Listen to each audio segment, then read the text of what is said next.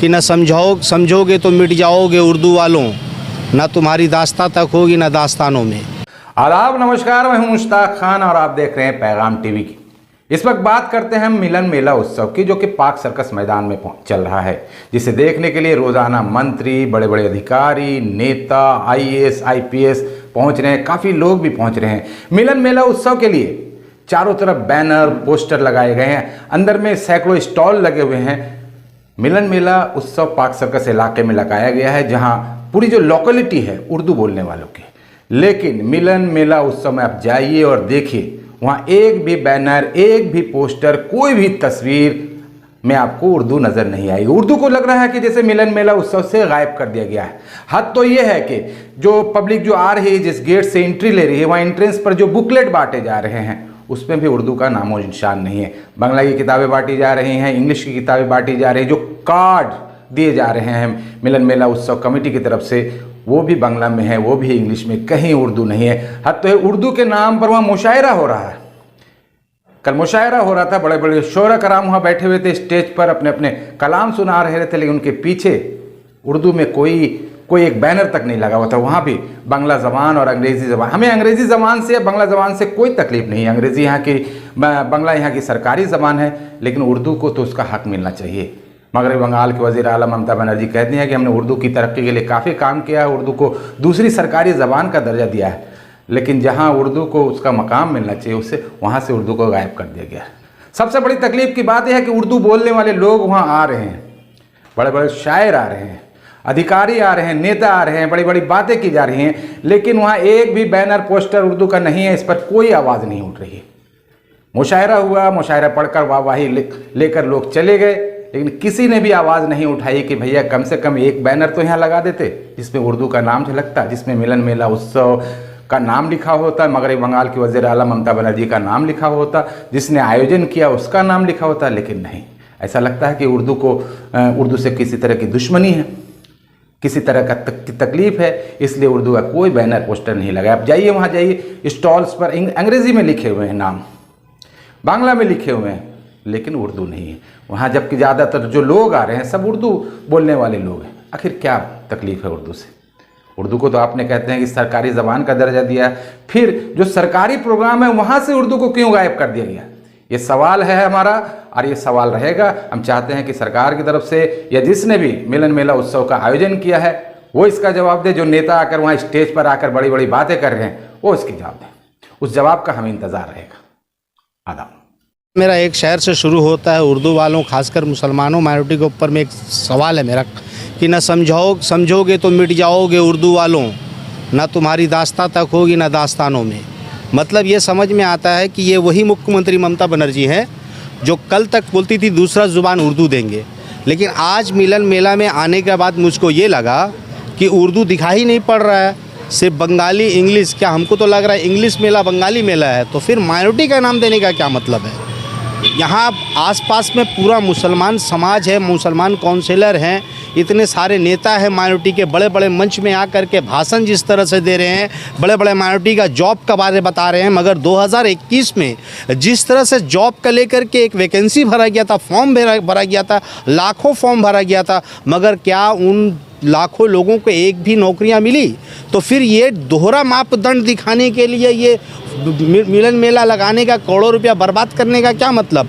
तो कहीं ना कहीं माइनॉरिटी नेता लोग चमकाने के लिए, अपना वोट बैंक चमकाने के लिए ये मेला लगा के कोई फ़ायदा नहीं है। अगर आपको सच में अगर देना है तो आज इतना सारे नौकरी के लिए लोग रास्ते पे भटक रहे, पढ़े लिखे लोग भटक रहे, स्टूडेंट भटक रहे, उनको कोई इंतज़ाम नहीं है।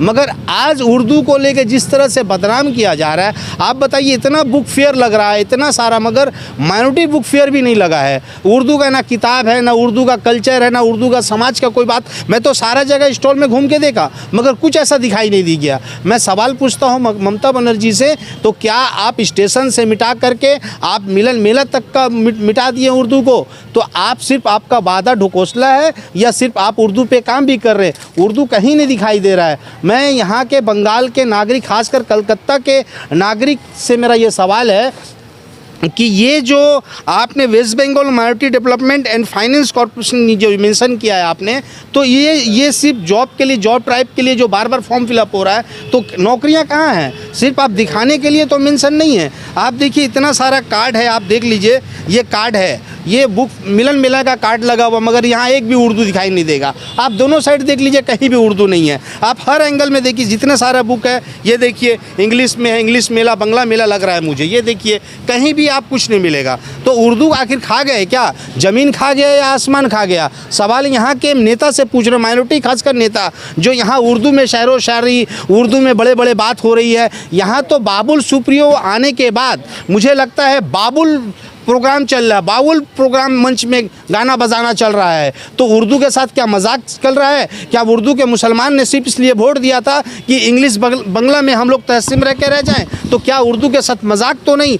माइनॉरिटी के मुसलमान जो बच्चे, उर्दू बच्चे हैं, उसके मुस्तकबिल से खिलवाड़ तो नहीं हो रहा है? इसका सवाल कौन जवाब देगा? यहाँ के नेता जो बड़े बड़े बात करते हैं, ममता बनर्जी जो बात करती है बड़ी बड़ी, और यहाँ के मेयर साहब फिराद हकीम जो जिस तरह से आके बड़े बड़े मंच में रिबन काटते, बड़े बड़े भाषण देते हैं, उनसे भी मेरा सवाल है कि आपके मुंह में क्या टेप लग चुका है? आपको दिखाई नहीं देता यहाँ पे उर्दू और इंग्लिश? उर्दू नहीं है, सिर्फ बंगला और इंग्लिश जुबान है। तो क्या हम लोग अपनी जुबान को बंद कर लें, जुबान को ताला लगा लें, जुबान को बंद करके क्या हम लोग धरने में बैठें? तो ये दोहरा मापदंड जो सरकार कर रही है, मुसलमानों को खासकर उर्दू दाह को आँख खोलना पड़ेगा। उर्दू को ख़त्म करने के लिए खासकर मुझे तो लगता है कि बंगाल में लग रहा है बीजेपी का सरकार है। बीजेपी जिस तरह से यूपी में उर्दू को ख़त्म कर रही है, बंगाल में माइनॉरिटी सरकार यूं रह करके, बंगाल में सेकुलर सरकार रह के उर्दू को जिस तरह से दफनाया जा रहा है, आने वाले वक्त में मुस्तकबिल को बर्बाद करने के लिए जिस तरह साजिश है, इसके खिलाफ मुसलमान को सोचना पड़ेगा और लोगों को बताना पड़ेगा। हम तो बहुत खुशनसीब हैं कि आप जैसे मीडिया ने इस चीज़ को धरा, नहीं तो बाकी मीडिया को देखिए मुख बंद करे हुए दलाली कर रहे हैं। इन दलालों को ये देखना होगा कि आज उनको आँख में क्या पट्टी बंधा हुआ है, मुँह में जुबान नहीं है, जो उर्दू का दिखाई नहीं दे रहा है। शर्म नहीं आता? शर्म से चुल्लू भर पानी में डूब के मर जाना चाहिए ऐसे माइनॉरिटी नेता को, कि मुसलमानों को जिस तरह से मजाक बनाया जा रहा है, माइनॉरिटी को जिस तरह से मजाक बनाया जा रहा है, मुस्तकबिल से खेला जा रहा है, इसका सवाल का जवाब कौन देगा? आप आंख मूंदे हुए बैठे हुए हैं। आपको सवाल अगर कोई करता है, हमारे एक अपोजिशन लीडर नौशाद सिद्दीकी अगर उर्दू पर अगर सवाल करता है तो उसको आप जेल बंदी कर देते हैं। तो सवाल उठाने वाले जब जेल में होंगे तो हम सब क्या करेंगे? हाथ में हाथ धर के बैठिए। आने वाले नस्ल कुछ आरएसएस आइडियोलॉजी पर पूरा बंगाल में काम चल रहा है।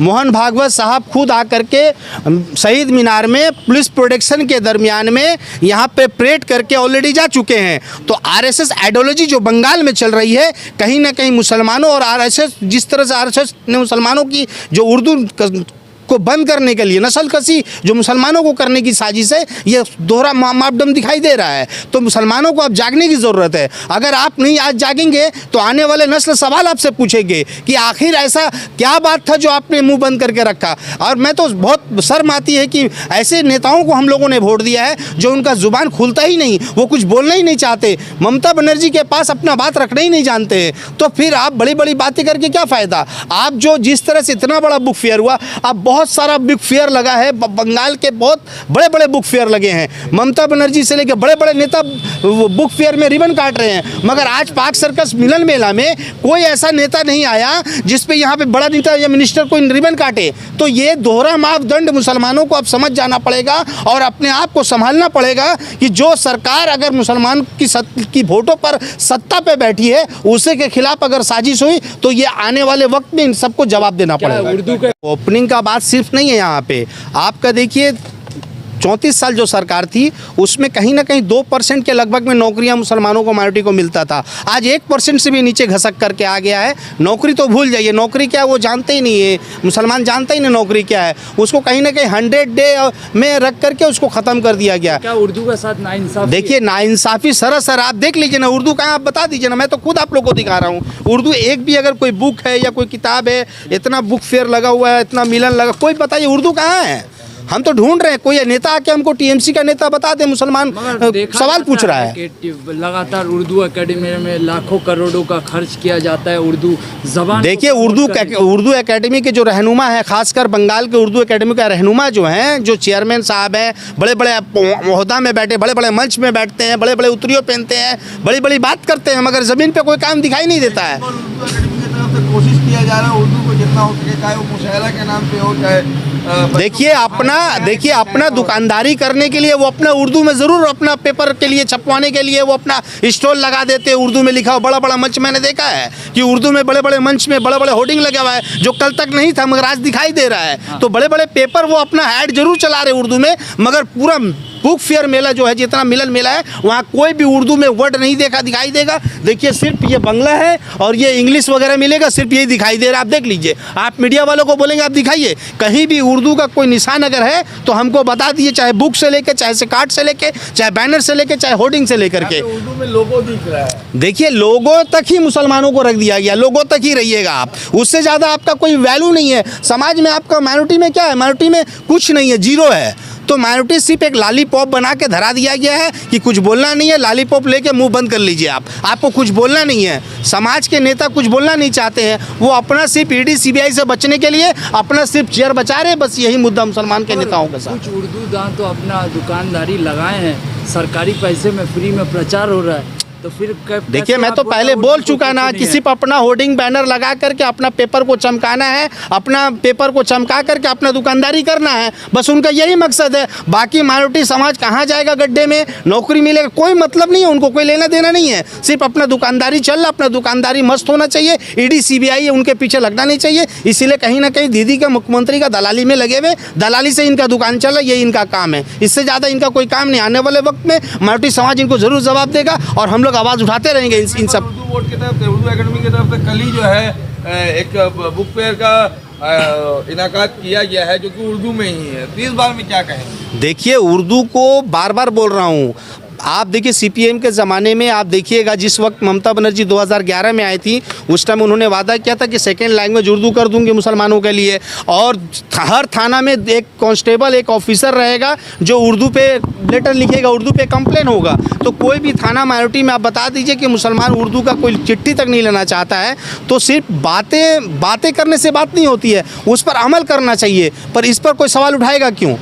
इसलिए सवाल नहीं उठाएगा कि सवाल उठाने वाला जो कोई नेता होता है, जो एमएलए ऑपोजिशन होता है, उसको जेल में भर दिया जाता है, उनका 13-14 मामला लगा करके उनको ऑलरेडी अंदर कर दिया जाता है। आप सवाल का जवाब उनसे ढूंढिए ना, जो यहाँ बड़े बड़े नेता हैं, बड़े बड़े मिनिस्टर हैं, जो चेयरमैन बने बैठे हैं उर्दू एकेडमी, उनसे सवाल पूछिए। आप देखिए डरने की क्या बात है, जब हक की बात होगी तो हम जैसे लोग ही सामने आते हैं। चाहे नुपुर शर्मा का मामला हो तो हम लोग ही जैसे लोग सामने आते हैं, चाहे आसिफा का मामला हो हम लोग जैसे सामने आते हैं, अपने एनआरसी का मामला हो तो हमें लोग सामने आते हैं। तो सिर्फ बोलने से नहीं होगा कि हम खाली बातों में बात रख दे रहे हैं, लोगों को ये बताना होगा कि कितना परसेंटेज नौकरियाँ मुसलमानों को मिली, कितना एजुकेशन पर काम हो रहा है, कितना हेल्थ पर काम हो रहा है। सवाल पूछने से तो भागते हैं नेता यहाँ के, उनसे सवाल पूछिए ना, हमसे पूछने से बजाय। जिस तरह से बड़े बड़े उर्दू दां आज आए हुए थे, मुशायरा चल रहा था, वो सब कुछ चल रहा था, तो आप कैसे बोल रहे हैं? देखिए ये एक अपना मंजन बिक्री करते हैं ये लोग, अपना मंच इनको चाहिए मंजन बिक्री करने के लिए, अपना दुकानदारी चमकाने के लिए कि हम भी नेता सूट बूट में आ गए हैं,